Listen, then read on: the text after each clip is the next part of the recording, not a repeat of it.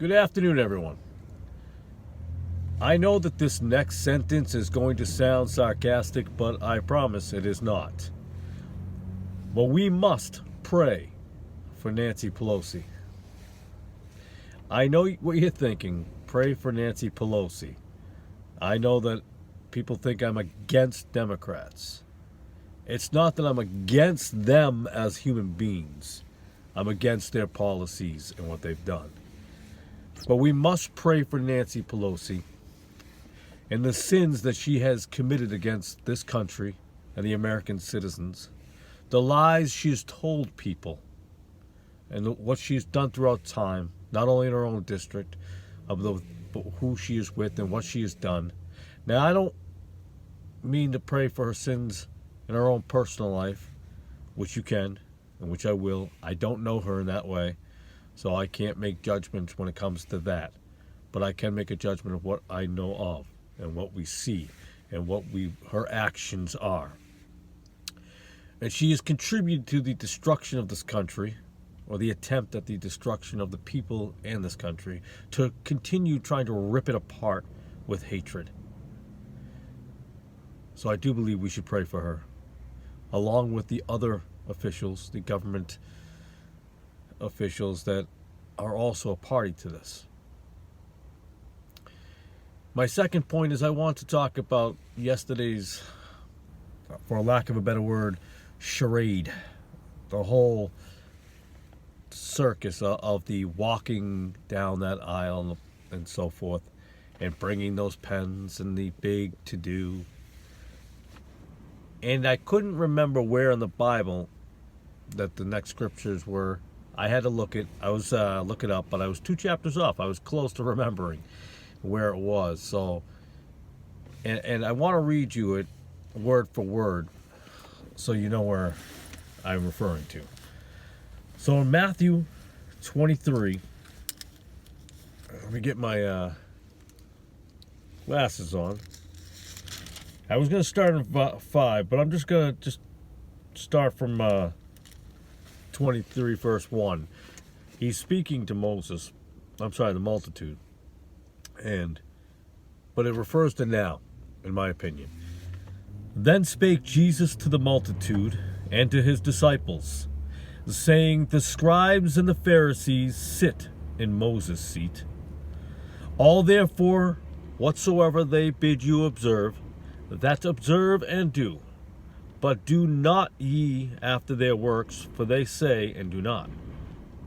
For they bind heavy burdens and grievous to be borne, and lay them on men's shoulders, but they themselves will not move them with one of their fingers. But all their works they do for to be seen of men. They make broad their phylacteries, and enlarge the borders of their garments, and love the uppermost rooms at feast, and the chief seats in the synagogues, and greetings in the markets, and to be called of men, Rabbi, Rabbi. But be not ye called Rabbi, for one is your master, even Christ, and all ye are brethren. And I'm going to stop there, because here's how I look at this. The big show, to be seen, to somebody love me for what I'm doing in here, and look at what we're doing. We see what you're doing. You're creating friction, destruction, division. Not the type of division that Jesus said he was coming to do, but you have contributed. The Democrat Party has, and I've told you before in other videos of some of the history of the votes and where they were. But how long do we listen to lies before we go forth? And it really reminded me of the show, the pompous, I was going to say pomp and stance. I think the old English there.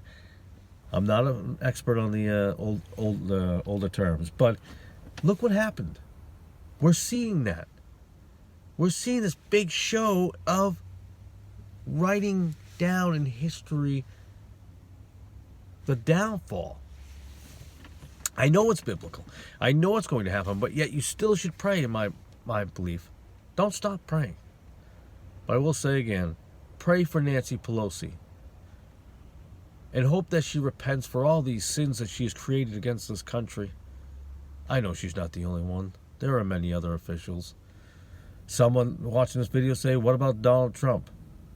He has more personal sins to worry about than he does political sins. And I can't attest to all of his personal sins.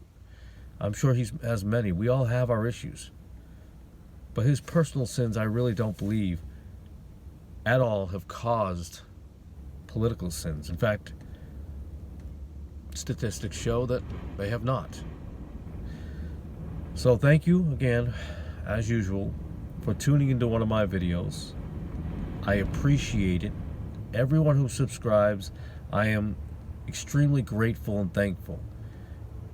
I don't make these videos to get 1 million subscribers. Not saying I won't take them. I'm just saying it's not about the quantity of subscribers that I get. It's just people who agree or want to have a discussion about these things. In all earnest, I was going a different direction with the sentence, but in all honesty, that's the way it should be.